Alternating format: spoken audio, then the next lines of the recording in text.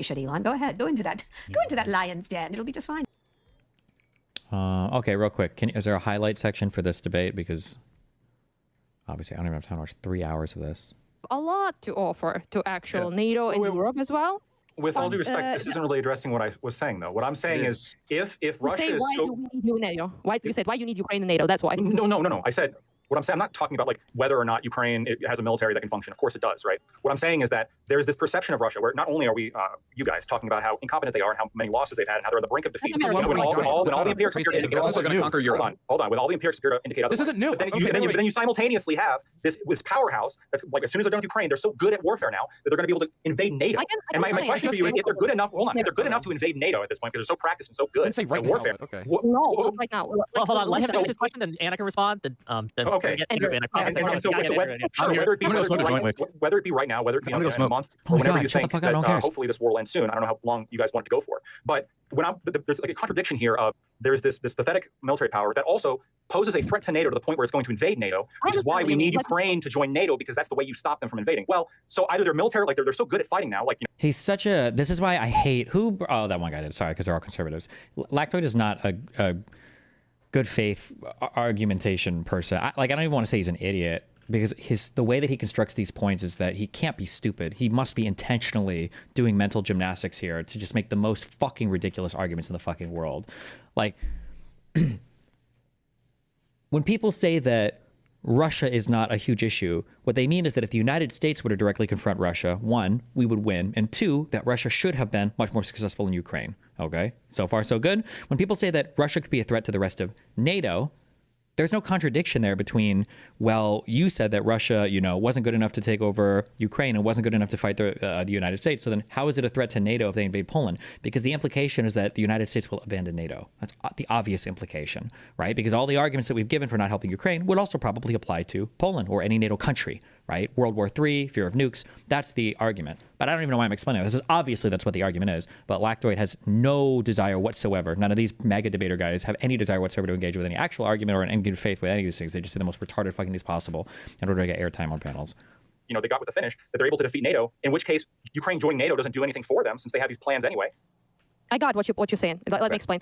So first of all, they aren't extraordinary well at the fighting. As you can see, they cannot really move to get their aims. But they're also severely underprepared and very faulty at the beginning of the invasion. Kind of similar thing that happened with Chechnya. I don't know how much you know about that conflict. But first Chechen war, they basically lost. They lost insane amount of equipment, insane amount of people. They couldn't accomplish any of their aims. So what they did is that they got a ceasefire deal, a peace, as Russians do. And in 4-year time, they attacked again, much better prepared, knowing the strong points and the weak points of their enemy, and they succeeded second time. So this is what we are trying to avoid with aura as much as we can in Ukraine. Which about the NATO thing is that if you listen to again, the problem with bad faith debaters, especially people like Lactoid, this is a waste of time. Like Anna explaining it, this is a waste of everybody's time. Like everybody knows this. Everybody should know. This is very obvious, right? Like why? Like it's very obvious what's being said. Why the fuck are we even having to explain this? This is stupid.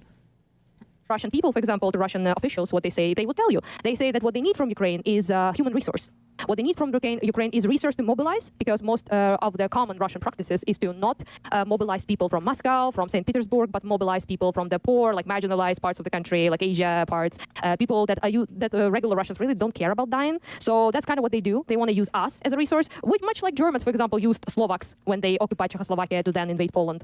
And this is like a very common strategy. We have a lot of people. We have a big country, not compared to you, but compared to many other European countries in terms of the population. We have massive amounts of weapons now. We also have massive amount of experience as well. So yeah, they are mobilized. Most people from Donbass, like I recently just talked with my very close friend from Donbass, soldier who's at the front currently, and he said like there's like no man in Donbass at this point, because most of them Russia mobilizes and throws at us, right? So this is just a thing they do strategically. They also can use Moldova, they can use Armenia, Belarus, countries that are not currently in NATO, Georgia, countries that they already have a precedence of invading and annexing territories. And after that, with all of that, they have a much better strategic position to attack, let's say, Baltic. Okay, just real quick. I would like to respond to this. I understand. Real quick for housekeeping. I will get to super chats at the top of the hour. Andrew probably wants to say something. Yeah, and Andrew does want to say something. I would like to respond to that, though, real quick.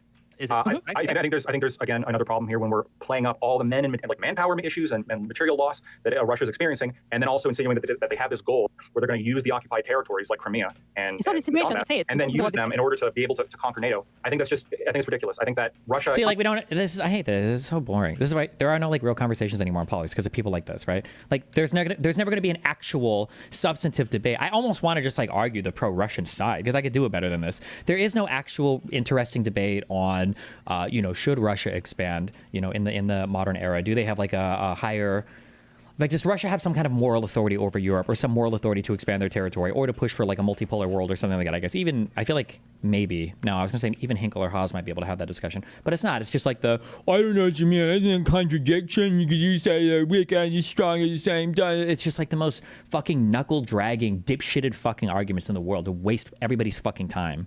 Even if they had all of Ukraine, which they're not going to get, but even if they had all of Ukraine, aren't going to touch NATO. There's very specific reasons why they're not going to touch NATO. The reason why this rhetoric is being played up is because it's trying to secure Western funding for Ukraine, right? And one of the ways you can get Western people, one of the ways you can get Westerners to like fork over money is if you make them feel afraid. Next, the Russians are coming for you, but the reality is they're not. They're not going to be going for any NATO country. Except for the bombings, the arson attacks, and the railroads are blowing up, and the assassinations, and the attempts to manipulate our democracies and find a politician. Except for all that, they're not doing anything.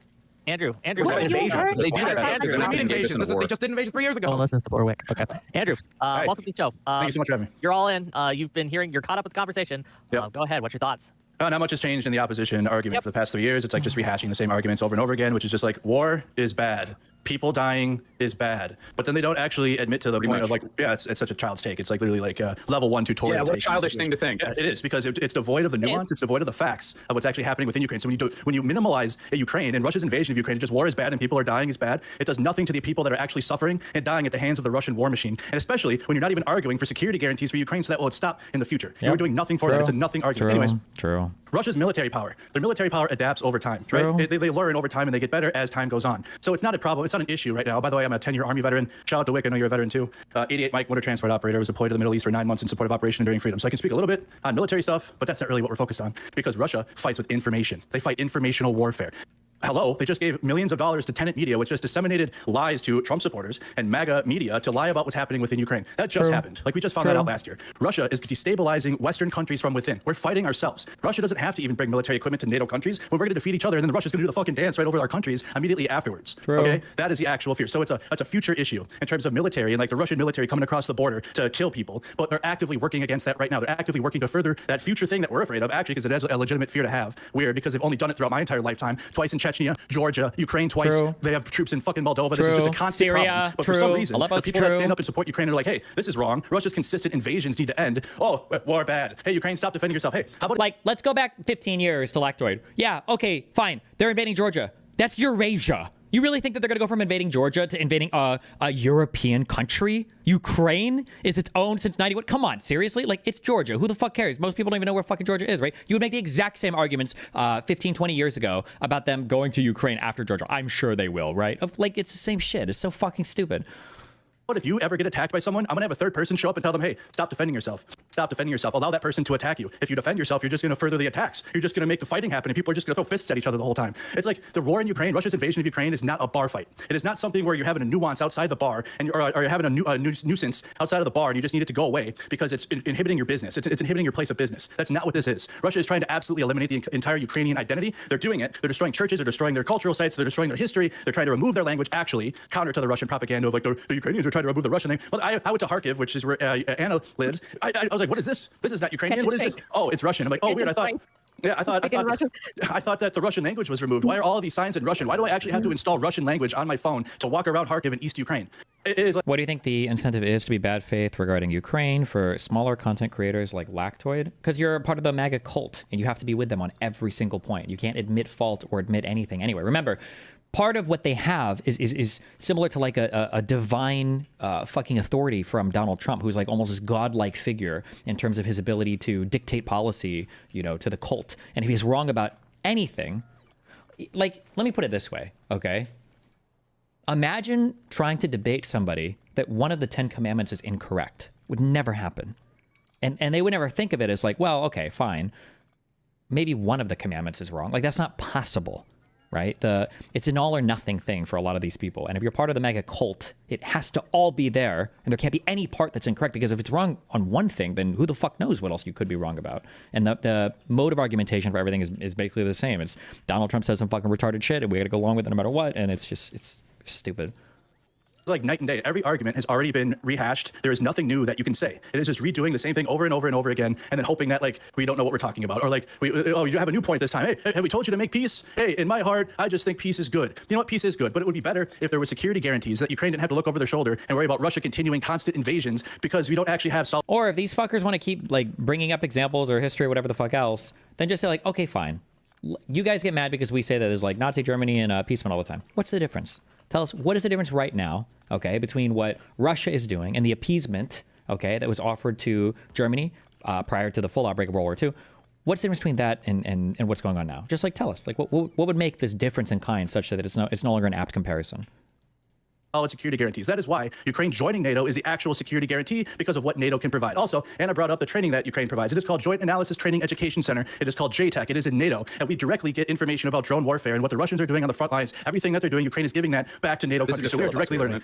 I'm filibustering. I'm sorry. I'm been talking for a while, dude. Yeah, he hasn't been here. He can. I'm just talking. You can't account for everybody. That's okay. I get it. You don't have a point. You don't have anything to say. You're just going to say war is bad. No, I'd like to respond. You're just continuing to talk.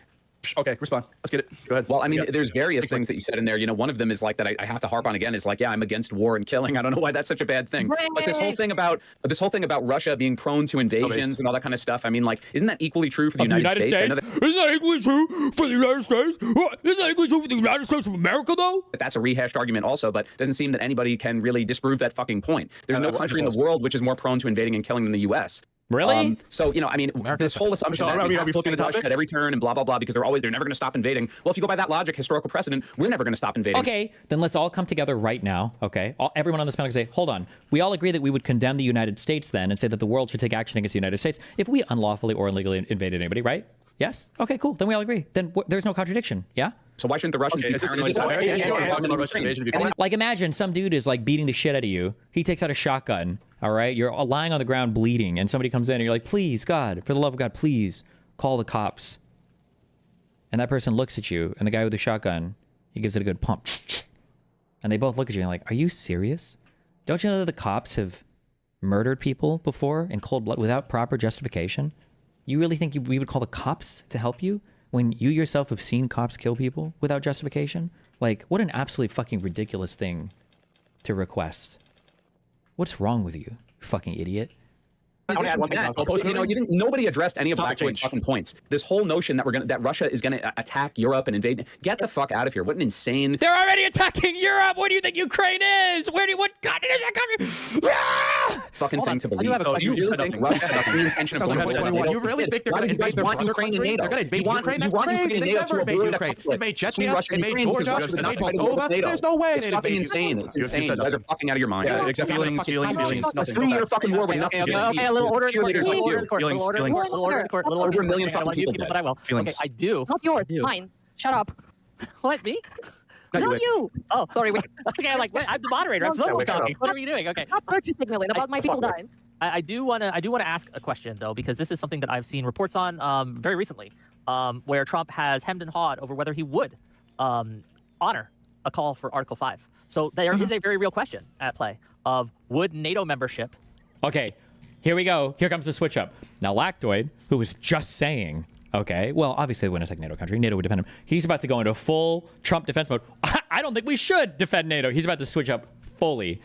Or he's going to say Trump didn't mean it. It's just a negotiating position. Which one is it going to be? Let's fucking go. Even protect Ukraine at this point, especially please. If NATO, or America, let Lactoid answer, please. Their deal. Dude. Other than NATO, so the question here is, other than NATO... Can I please respond to that? Or Lactoid, one of us? In a moment. We're going to go in order here.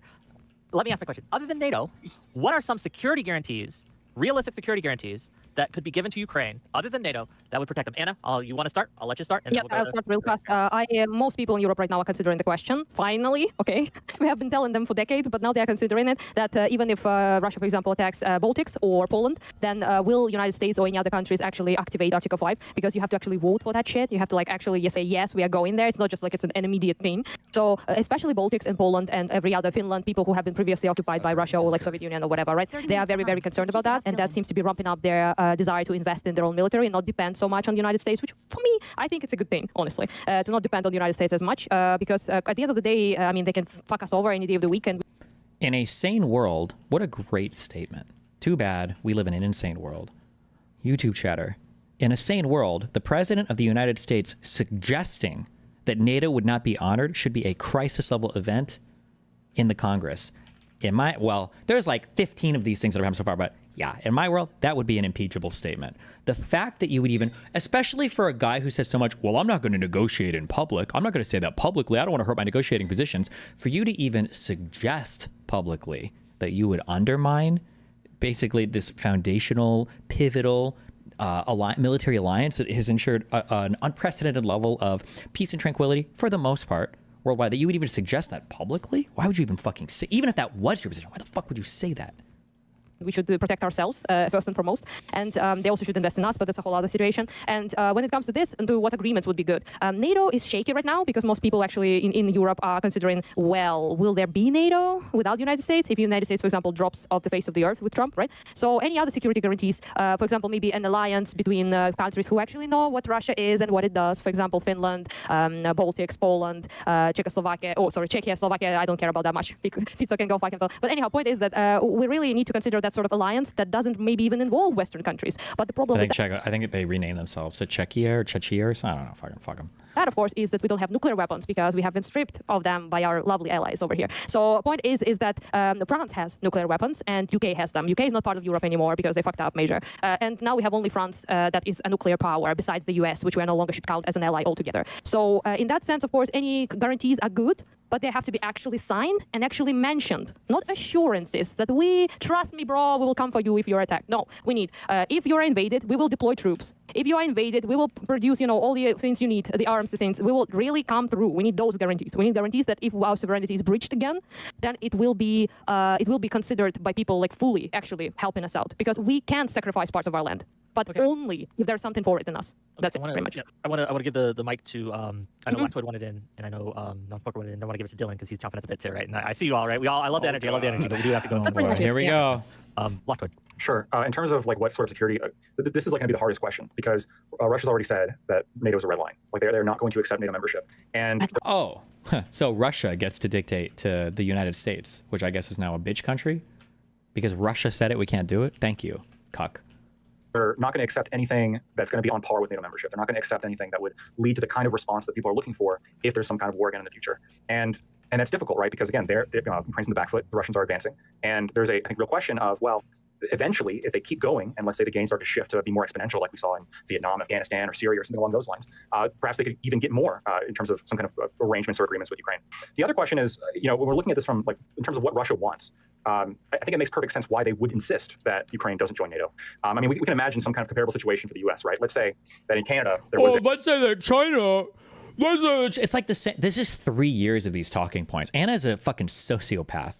She's either a secret U.S. agent or just is disconnected somehow. I could not imagine listening to maggots talk about my country being an American who's not at war. Drives me fucking insane. I cannot imagine being a Ukrainian citizen, listening to some rotten, spoiled fucking American kid talking about just this whole scenario this way, just repeating verbatim Kremlin propaganda points. I would kill myself if I had to sit and listen to this. Holy shit. I would not be able to do it. Oh my God. An illegal coup in which the duly elected president was illegal coup. I'm starting to think that these influencers that say they talk to Trump once a week aren't lying. I think they all have weekly meetings, which would explain how they're... Well, Charlie Kirk probably does. I don't think he would lie about it. It makes perfect sense why they would insist that Ukraine doesn't join NATO. I mean, we can imagine some kind of comparable situation for the U.S., right? Let's say that in Canada there was an illegal coup in which the president... I want to hear him like this. Okay, so let's say in Canada there was a coup. Okay. let's say it does happen. We're going to invade Canada and steal their territory. Please, I want to hear him talk through this. Please don't interrupt him. I so want to hear this example. Okay, go ahead. Newly elected president was overthrown and replaced with a pro-Russian candidate. Okay. And the pro-Russian candidate made moves to bring in Russia as a military ally. You know, none of that was happening, though. What are you talking about? That analogy doesn't even fit.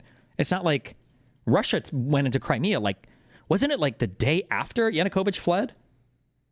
Or did it take some days? It's a long time ago. But like, nobody was bringing in the fucking U.S. military or anything like that. What are you talking after Euromaidan? Quickly, the U.S. is going to launch an invasion. I mean, we were willing to end the He's going to bring up... Is he about to bring up the Cuban Missile Crisis? Don't do it. World in nuclear Armageddon and Cuban Missile Crisis. Oh my despite God. the fact It's like every dog shit Kremlin propaganda talking point. It's all of them for 3 years. And all of these have been knocked down over and over and over and over and over again. Every single one. We invaded Cuba the year before in the Bay of Pigs. So it is absolutely within like a great power, regional powers. We invaded Cuba the year before in the Bay of Pigs? No, we didn't. We abandoned Cuba the year before. That was not an invasion. That was an aborted invasion. What? To maintain a sort of sphere or power balance in the area. And this is one of the reasons I think why Russia will not accept NATO membership of Ukraine. And another thing they won't accept is that they're not going to accept, when it comes to Crimea, which is again what Zelensky's been talking about in the past, which is just insane. They're not going to accept a bunch of people in Crimea who don't want to be part of Ukraine all of a sudden having to go and join Ukraine. They're just not going to accept it. Why? Who cares? What do you mean? Since when do citizens have a right to dictate to a country its borders, absent like an actual fucking genocide or something happening, right? Like for Bosnia and the Serbs and all that. Like, but like what are we talking about here? You don't have a right to dictate that to another country. Oh, well, these people don't want to be part of the country. Okay, well, I'm going to go and invade and help those people that not be a part of that country. What? In what world does this make sense? How do you know? How do you know they don't want to be part of Crimea? Tell me right now. Every poll. Because they did a poll once after they were taken over, and it was 96%. Don't let him pivot away. He never answered the question. We have He never answered. The question was, what security guarantees can we give Ukraine? He's like, well, we can't do this, we can't do that. He didn't give an answer. The answer is no security guarantee. Okay, but this is you said when you open and then keep in mind, okay, people like Lactoid, I'm sure, we can go back and find examples. I'm sure I haven't even seen it, but I know he did it, right? These people were guzzling buckets of Trump negotiator cum. He's the master negotiator. He negotiates so well. He's the best negotiator ever. Oh, cool. Okay, well, what are we going to do for Ukraine? Well, we can't do anything because Russia's so big and brave. They're so big and strong. We can't literally fucking do a single fucking thing. It's like, where the fuck is the master negotiator then? What are we negotiating? What? That Trump was serious. That this was serious negotiation. That they're being serious in their negotiating. And then he comes out with a 24-hour peace deal. Was never serious. You come forward. We're waiting for a serious proposal, and you have none. True. No. There is a serious proposal for peace. What I'm saying is that security guarantees. No. Then it isn't peace. Then you don't want peace. You're lying. Without security guarantees, there is no peace. There will never be peace without security guarantees. Whoever tells you that is a fucking liar who doesn't care about Ukraine. They just want to hold a piece of paper, be Never Chamberlain, say, yeah, look at me, I'm such a peacemaker. Fuck you. You don't care. Exactly. Lactoid quickly, and then I'll let them respond. So Lactoid, you got to So even ceasefire. Just answer the question. What security guarantee? That was Wick's question. None. He didn't answer. He said none. Negotiate the kind of security guarantees that you're looking for. None. An actual serious deterrent. Okay, then you don't have peace. In the exact same way that you would never get the U.S. to accept some kind of serious security guarantees for Canada or for Canada doesn't need a security guarantee because the United States hasn't been and is not invading Canada or invading Mexico. What is the security guarantee? Their security guarantees are they're part of NATO. I mean, what do you mean? What are we talking about? Well, I'm sorry. Hold on. Excuse me. Delete the VOD today. My bad, because that might age really poorly. Who the fuck knows? That might age really poorly. Sorry, Canadians. Sorry, Mexicans. I don't know, actually. Who knows?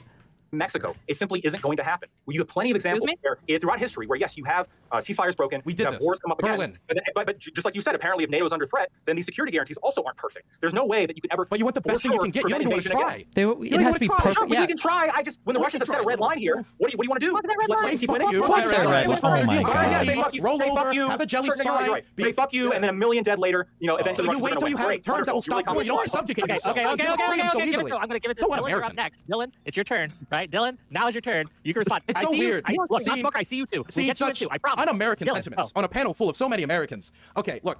It's one thing to be like, if we can negotiate with the Russians to avoid a war and avoid all these deaths at the start, and have all that, that'd be great. But to be clear, if there was no NATO, if there was no United States, if there was none of these like alliances, Russia would still invade Ukraine. I firmly believe this. The Russians have described ideologically, they believe Ukraine's part of their empire. They think it's an extension of the Ruski Mir. That's the essays Putin has written. These are the speeches he has given. And you can cite whoever the fuck you want about NATO expansion, this, NATO expansion, that. At the end of the day, if NATO wasn't there, it would just make this job easier. True. If anything, if there was no NATO, if there was no America, if it was just Ukraine isolated by itself, no Finland to back them up, no Estonia, Latvia, Lithuania, no Eastern Europeans, divide and conquer, they would be more excited to invade. They would feel no compulsion to ever come to the table whatsoever, because it would just be like the Tuvans, it would just be like the Chechens. It would just be another sad chapter in history where there's an end to the book of the Ukrainian story. And so when we talk about like, oh, 1 million deaths later, the question is, do you surrender, let them kill people anyway, line up the people who believe in Ukrainian civil society, who believe in Ukrainian democracy, who are fighting against anti-corruption efforts, who didn't want a Yanukovych type figure to come back and try to re-embed the type of corruption that they've desperately been trying to pull out, and they're still trying to pull out from their own government. They were never going to accept that. And so like when you say, oh, 1 million deaths later, it comes off as so hollow, like you don't really care, because how do you avoid it? Because we get to the hard questions, and this is the problem with Trump. And this is the problem when you say, oh, Trump had a serious proposal to end war. No, he didn't. He said 24 hours, 24 hours, 24 hours. That's all he said, just like healthcare. Concept of a plan. Trump hasn't even been able to get to Hamas. He hasn't been able to make Hamas stop fighting. He hasn't even been able to get a ceasefire between Israel and Hamas. That's like a defeated enemy already. What the fuck? Concept of a plan. He seems serious to end the war. I agree. No, he's not serious. He's not serious. I agree the 24 hours thing is obviously like ridiculous. It's ridiculous hyperbole. But what's serious? I love that. Did you hear that? It was hyperbolic. Oh, it was just hyperbole. Where's the Drake laptop gif in my chat? It was he was being hyperbolic. Oh, at least we moved on from negotiating tactic to just hyperbole. I meant two things. When I said, just say you don't care, please. Just say you don't give a fuck, and that's it. Yes, I do. True. No. He's gonna say, I do give a fuck. I want less Ukrainians to stop dying. I just want her to God stop going to the meat grinder. I do care. You don't care about the Ukrainians dying. You're the one who doesn't care. Yes, you don't care. I wanted a ceasefire in Gaza, despite the fact that, yes, that ceasefire has been broken a few times, and there was no permanent security guarantees that resulted. But I think it's a good thing when, like, the bombs stop dropping, and we just, like, come together to try to work out some kind of solution. And when you, this expectation, hold on a second, this expectation that the security guarantees that apparently, because Russia poses a threat to NATO are questionable already, these security guarantees that are being insisted on are what the winning Russians right now have said they will not accept. So you have a couple of winning Russians. Well, that's the winning Russians. That's true. But isn't that the point of negotiating? Isn't that why we negotiate then? If they say they won't accept them now, like, hello, United States, come help me negotiate against these guys. Okay, well, tell me what's up. Well, this is what they say they would accept. Okay, and then this is kind of what I want. So what can you do? Well, like, if that's what they say they would accept, I mean, that's what they say they would accept. Art of the deal. Art of the deal. Wait, so what are the terms for our negotiations? It's whatever Russia says they want. Art of the deal. Pure cinema. Pure art of the deal. Okay. So you just give them whatever they want. Art of the deal. Yes, that's correct. Okay. So you have a couple paths ahead of you, right? You can either say, okay, we are not going to accept, we're just going to completely ignore this red line, and we're going to say, fuck it, we're not having peace. And then before you know it, like, yes, the Russians will continue. You're going to continue to have death and destruction, or you can analyze what is Russia's goals here. Why did this war happen? All of this happened because that Yanukovych that you're talking about was unconstitutionally removed. That was a coup. It was unconstitutional. Oh, where's the Drake computer meme again? It was Russia just wanted to defend rule of law in Ukraine. That's what the invasion was for. That's now the counter question for Dylan or Anna. Okay, they were worried about the unconstitutionality of the coup. Then why the fuck did they go to Crimea instead of Kiev? Why did they go to Crimea? Did they get lost? Could they not find the Ukrainian capital? Why didn't they go to where it actually happened then? What? Happened. I do it again. I wish I was the one to be by the You guys don't care about this. Honestly, my problem is the CIA wasn't involved. That's my problem. You too, Lactoid. Stop, everyone. Okay, I'm sorry. We're gonna let him respond to Lactoid. We're gonna give it to Mercado, and let him have a chance. And then non-smoker is after Mercado. Mercado, respond. I will. Anna too. I got you. So this is Russia's feelings, what Russia wants, and then if you would have let Lactoid continue, we would have got some more Russian narratives, and like we would have heard the real feelings. True. Because he was starting. He said, oh, it was a coup. And he's like, it was starting to come out there. So I actually kind of wanted. Okay. It wasn't. So it wasn't. American Revolution was a coup. So even if it was a coup, who cares? You just grant the point. Say it was a coup. That's fine. Fine. Let's say fine. Fuck it. It was a coup. So if somebody coups somebody, the other country next to them can invade them and start stealing territory. Is that how we're gonna run the world from now on? Is that what we're gonna say is gonna happen? Anytime there's a coup, that means somebody else, your neighbor, can come in and just steal territory from you? Yeah, exactly. So, you didn't. I mean, it's just more of like Russia's feelings, what Russia wants, without actually holding them accountable, or giving Ukraine real security guarantees to prevent Russia from attacking them. Anyways, I'm going to send the rest of my time to Anna. Oh, before Lactoid. I didn't expect that. I didn't expect that. But point is though that we are really this is just about the security guarantees is the reason why we care for them is because we are willing to sacrifice ourselves right now, but we are not willing to sacrifice people 10 years from now. This is Eastern Europe has been backstabbed by the West bajillion times, left to Nazis, to communists, to whatever the fuck, right? We have been, we do not trust any security guarantees, and occupation is not peace It's not the end of dying. It's the end of our nation. I prefer, as a Ukrainian, to be stricken with a drone right now than to live in Russia, which probably I won't be live any long time there because I'm on a list for people to be killed off. So that's not your decision. Your decision as an American people is to either support us or not. That's your decision to make, obviously, right? That's you voted for that. That's your decision. But it's not your decision to decide what we are supposed to do about our nation surviving or not. We do not accept surrender because surrender means occupation. And Russian occupation is torture, imprisonment, deportation, death, and rape. That's what it is. And we do not accept that. That's one thing. Second thing, the revolution is such a beaten up point. I don't want to talk really about it. Millions of people participated in it. We hated that motherfucker because he didn't want to bring us towards the European Union, and he also didn't respect any right to protest. He made the dictatorship laws that prohibited, by the way, which your president right now is trying to do, the dictator laws to prohibit gatherings, to prohibit protests, to prohibit any sort of attempts of people to show their will. We were over it. We were over the oligarchs. Did you follow the Constitution to remove him? Say it again. I missed it. Did you guys follow the Constitution when it came to removing him? He fled. Fled to where? No, Russia. Russia. Kharkiv and then Donetsk, and he was still in Donetsk at the time of the vote, right? And? Is that how it works now? A president leaves the capital city and then he's just gone? Revolution, man. Like if Trump goes on a mission, He was fleeing the country. This led because this No, led. he ran away, dude. It's totally fine. Yeah, by the way, just to be clear, Ukrainian Constitution doesn't specify. Oh, By the way, you can ignore the isn't it a jail cell? process. That's what he put him in a jail cell.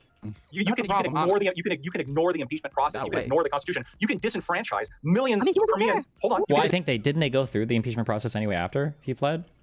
I could be wrong. I don't remember. Look it up. The franchise millions of Koreans and people in the Donbass who voted for him in a democratic election in 2010. They did vote for him. They voted for him. The 2010. Oh, yapping. Your ally comes in here and yaps for how long? I can't fucking respond to it. My allies. We're in the trenches here.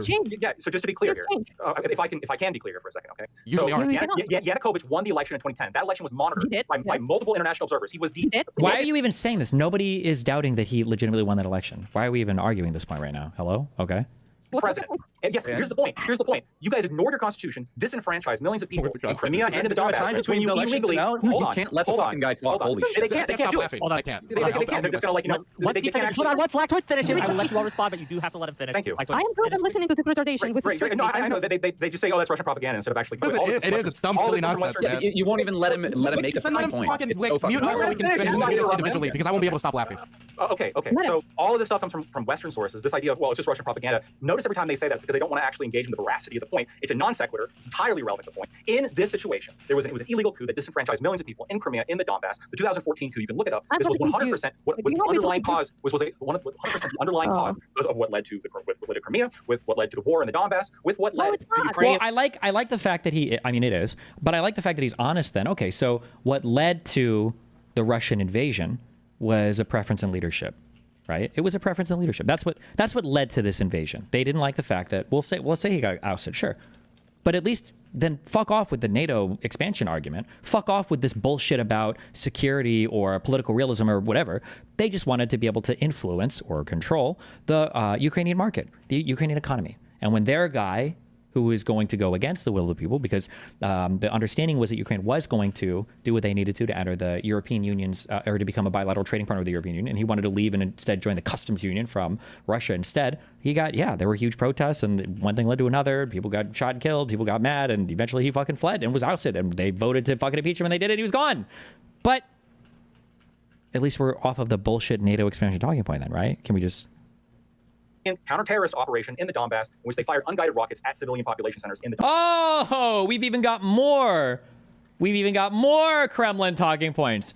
I haven't heard this one in a long time. He's got like the rerun Kremlin talking points. One of the bullshit arguments that Ruskies, I don't even know. No, yeah, they would do this one, was the idea that the reason why they had to invade the Donbass was because Ukraine and ethnic Ukrainians were genociding civilians who were just innocent civilians in Donetsk and Luhansk. They were these poor innocent civilians, and Ukraine was just shooting rockets at them and murdering them all because they were ethnic Russians, because I hated them so much, and it was Azov and Nazis who were doing it. Hold on one second.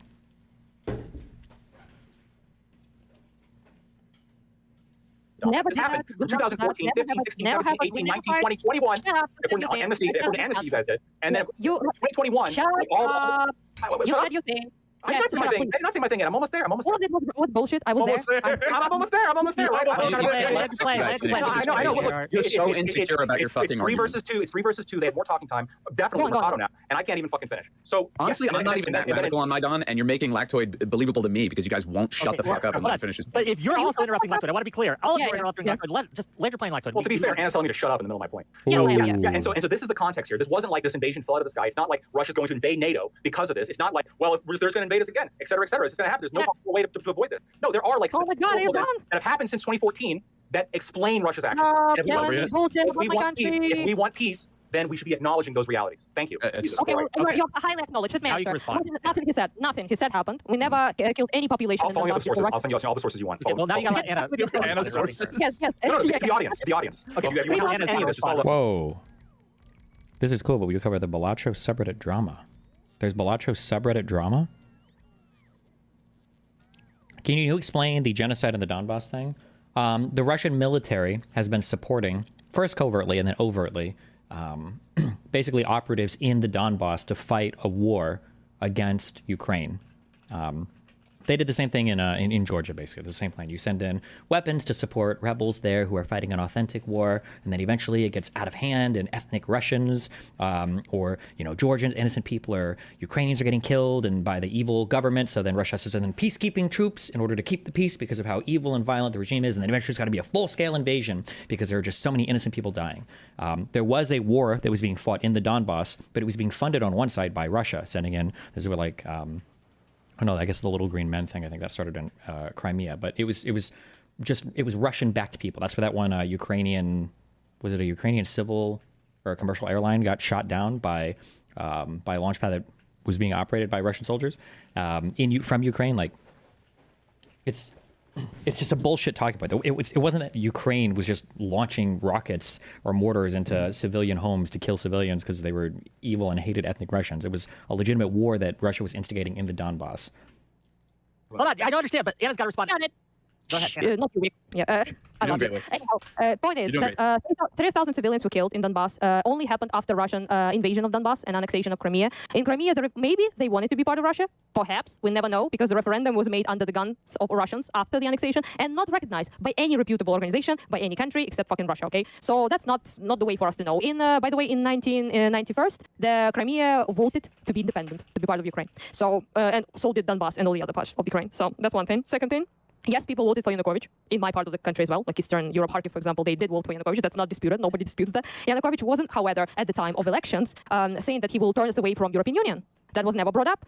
Second thing, we were like on the course to remove the trade deal with Russia and to join towards the European Union. That's one thing. Second thing, he wasn't making dictator laws when he was elected. And yes, he was a Russia-friendly candidate, and a lot of Eastern Ukrainians voted for him because simply of the trade relations. So a lot of us worked in Russia. We had like some sort of connections with Russia, trade with Russia, all sorts of things. So a lot of people really wanted to maintain that relationship, whereas the Western Ukraine had a lot of trade and economic relations with Poland, for example. That's something you don't know because you don't know shit. So it doesn't matter really. So at the end of the day, that's what happened. And Yanukovych betrayed us. He changed first, and we were on our way to basically become Belarus, and the elections will be cancelled altogether. You are lucky in your country to not suffer for that sort of shit. Unfortunately for us, we live in Eastern Europe, so we know where. Careful, Anna. You're actually incorrect there because our 2020 election was stolen by the evil Democrats. I'm sure Lactoid doesn't believe in the results of the 2020 election, so. Oligarchs come to power and try to, become dictators. We can't log that. We have lived under dictators for a long time. So yeah, we had a revolution that millions of people participated in. It was a conflict. You're not wrong. Like there was like a huge divide between the people. Some people supported it. Some people did it. That's true. It's not a dispute. Everyone agrees with that. There was like 40-60 dispute, like 55 maybe even dispute between people. It was pretty divisive time, and most people who participated in it, including myself, obviously wanted to be part of the Western part. And I am from the East. I'm from Kharkiv. I spoke Russian my whole life. My mom is Russian, so whatever, right? It doesn't really matter at the end of the day. So it really wasn't a coup. It was a revolution where our president used violent force against us, using Berkut special forces, right, to beat the fuck out of the protesters, to kill them, and also to prohibit any sort of protests. So we didn't like that, and it turned out to be 3 months strong revolution. And that's pretty much it. And you can shut the fuck up because you are just a bot. Hold on. We do it. Let me respond. Landsmoker has to go. I did a lot of shit that was just said. I understand. One sentence. I didn't address half of it. No, I didn't cut you off in the middle and start telling you to shut up. Okay, I actually let you finish. Yeah, I did. And notice how you did the thing that happens where it's like, oh, you're just a Russian bot, you're just etc. When all this shit is easily accessible on Wikipedia. She just responded. She did say that at the end. Oh, this is like a super good debate strategy. This is like the debate out. Fuck, there's got to be a name for this.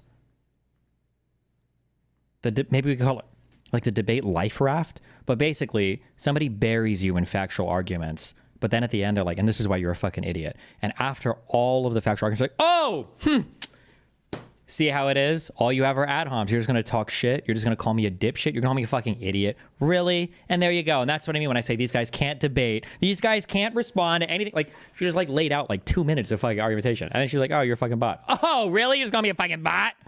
On Western sources, you find all this shit. Wait. Apparently, I don't know shit. But for those of you in the audience, you should look up Ukrainian Constitution Article 108 specifies specifically how the president can be removed. The Euromaidan insurrectionists did not follow that process whatsoever. Here's a question. Here's a basic question, Lactoid. I'm sorry, I can't. Hold on. So stupid. Wasting time. This is crazy. Hold on. I know they can't. Like I just let her ramble, and now I'm responding. You it's a lie. You know it's a lie. Zero values. As soon as he's done, Dylan, you tear him into him. And by the way, when you go, Dylan, I want you to specify exactly what I said was a lie, okay? And audience, watch, see if you can do it. So when it comes to the Euromaidan insurrection, right? First of all, the last poll that we have prior to Yanukovych being removed was in January of 2014. 45% of Ukrainians were in favor of Euromaidan. 48% were opposed. The overall movement did not have majority support in all of Ukraine. It had majority support in Kiev and the west of Ukraine. And by the way, Article 1. The situation changed quite a bit though when there was a name for these. I don't want to call it like the Big Ten, but I think Hitler did the same shit. No, not to say everything's Hitler, but like for whatever reason, every single time, I guess it's like when a guy or a girl feels like they're losing their partner and they become insanely clingy, and then it drives the person away even more. Sometimes when like fascists are in democratic systems and they're like, fuck, the people aren't listening to me, I'm losing control. Oh shit, I'm gonna pass the most oppressive anti-free speech, anti-demonstration laws ever, and it'll make everybody chill and go the fuck home and we'll be good. And I'm pretty sure Yanukovych tried that before he got, then this when things escalated even more and I got super not good. 108 and Article 111 specifies what you need to do to have an impeachment, and they didn't follow that process whatsoever. Yeah, and last point, the Berkut or whatever that we're talking about. Keep in mind, 13 Berkut were killed from the insurrectionists. Buildings were occupied before any shooting. Buildings were occupied by people with petrol bombs and sticks and rifles. Petrol bombs and sticks and rifles. And if we want to say, well, if the police shoot people attacking government buildings, then all of a sudden that invalidates the government. Well, what about Ashley Babbitt? Then I guess Biden's not like wasn't the president anymore.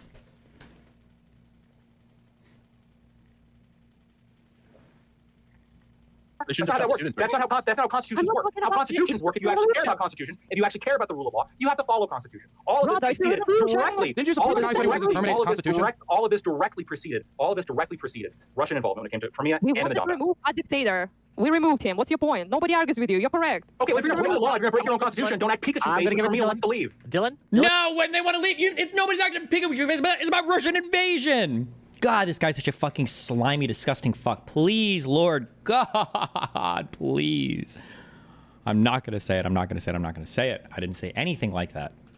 He didn't want to leave. They didn't want to leave. The UN did indicate they wanted to leave. That's not true. The UN data too. The most recent UN data before the annexation, so basically it's high. Yeah. Have you seen the one directly after the annexation? 88%. After the annexation, when the Russians. God, really, bro? Okay, you know what? Tell me when I can talk because I thought it was interrupting your skills. It is. Are you kidding me?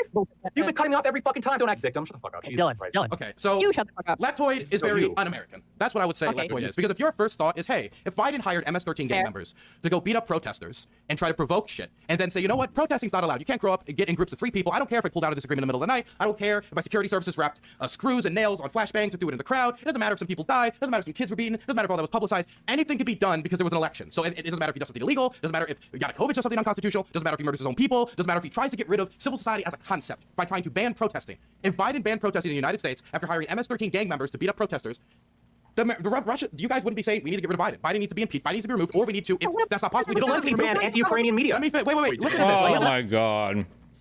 There's no response. It's not the murdering of Ukrainians by the government doesn't matter to him. The Yanukovych banning protests doesn't matter to him. He does not believe in American principles when it comes to Ukraine. He's fine with them being controlled by an authoritarian government. Freedom's for me, but freedom's not for thee. So he's going to come here, and his main thing is, well, the Russians seem pretty provoked, and it wasn't constitutional how they removed the guy that was murdering them and banning protesting. Listen to yourself. There's law and order, and there's subservience to power, and that's what you're asking the Ukrainians to have done. Zelensky banned media. Zelensky banned media that's opposed to him. There's a reason why.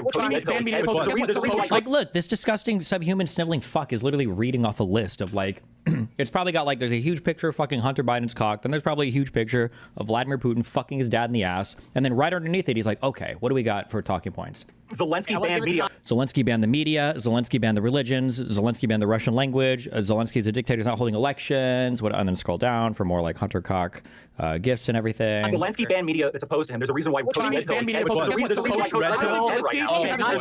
There's a reason why Coach Red Pill is dead right now. Oh, it was because Zelensky banned foreign YouTubers? Oh shit, I didn't know that. And here I thought he was accused of fucking informing to the fucking Russians military positions that I think Coach Red Pill actually admitted, and then was live streaming himself trying to flee the country when I think he was under house arrest. But okay, sure, all right. I think Zelensky and last point here. I think Zelensky have his balls tucked. I can say what I lied about something. 2 weeks. It doesn't matter. I can say I had such gay loving sex with Zelensky. I slammed his cheek so hard. I can go there next week. The week after that. Free speech still exists. Everyone. Okay. I don't like to use the mute button, but I fucking will. Non-smoker has been so patient, and I know we're all in our feelings. Okay, I get it. It's very strong. There's a lot to talk about. But please, if I tell you to shut up, listen to me. Okay, go ahead, non-smoker. I will unmute the people now. Go ahead. Yeah. What were we talking about? No, I'm just kidding. I don't know. Thoughts. Look, I mean, the Maidan thing. I'm not even as, really invested in that narrative as Lactoid is. I mean, I do think that Maidan kind of demonstrates that the whole narrative of Ukraine is like a budding democracy is somewhat bullshit. But it's a Ukrainian political matter. I'm not going to say like, oh, this or that aspect or whatever. Look, I mean, yeah, there's millions of dollars of U.S. NGO funding involved there, but it was a legitimate grievance with the elected leader, and he chose to flee or whatever. It's Ukrainian politics. I don't have a very strong stance on that one way or another. I think we were talking about security guarantees before it's evolved into that. And I think, I mean, like, there's what I think will happen, and there's what I feel like would be fair. Just reiterate my questions, just so you know, right? Yeah, I'm asking you, other than NATO, what security guarantees would you think would be sufficient to prevent further conflict? Yeah, I don't. So look, it's not going to be the right answer that you want or my chat wants or anyone here wants. It's going to manage, I think, to piss everyone off. But I actually think, and I've argued this since the start of the conflict, or relatively early on into the conflict, the first year or so, that I felt like a really good compromise would be actually if Ukraine gives up the occupied provinces and then they're allowed to join NATO, and then I would like to see the U.S. leave NATO. That to me would make the most sense. But I don't know if that'll ever happen. In fact, I don't think it'll ever happen. But in my view, that kind of checks off a lot of boxes. I'm sorry, I didn't hear. You said U.S. will leave NATO? The U.S. would leave NATO, yeah. The U.S. would leave NATO. Why? Ukraine would join what remains of NATO. And then, Russia would annex the occupied provinces. Why do you think that's good? Well, I think that kind of ticks off all the boxes. I think it's what the Russians essentially wanted, a buffer zone, or they wanted some sort of like control over, or they look, the Russians view Ukraine as part of their sphere of influence, right? Yeah. So I figure, okay, if they get the territory that they view as historically Russian and it fulfills which is all of Ukraine, which is all of the Baltics and a lot of current NATO members. Like, having a sphere of influence, they've already kind of occupied it using military power. The Ukrainians haven't been able to push them out, even with our support. The Russians essentially won it in a war. That's how I see it. Ukraine joining NATO gives them some significant security guarantee. It's not airtight, but it's pretty fucking good. And then I think the U.S. pulling out is just because I don't think the U.S. should be involved in European military theaters of any kind. Why? That's kind of unexpected. That's insane. That's not the worst thing I ever heard. It's an answer, though. More than what Lactoid gave. Well, no, it's an infeasible answer. Okay? It's an infeasible answer. They're not going to accept it. It's not practical. This is just abstraction. Well, the reason it's not practical is because there's no solution outside of reinforcing Ukraine. Dylan, first of all, Dylan, what did I lie about? Notice you never said it. Dragging people to the thing to do, right? Now, Ukraine has been invaded. Disingenuous as hell. Yeah, you're right. Because this. Okay, so I want invaders. I do think that when we talk about the manpower problem with the Russians, but I do of an occupied scale of sex with Zelensky, I'm going to do it again in front of his wife. I'm going to go 2 months, and I'm not going to be arrested. Sure. Are you initiating that I'm lying? Because I will be arrested. He's spewing lies, Wick. It's like...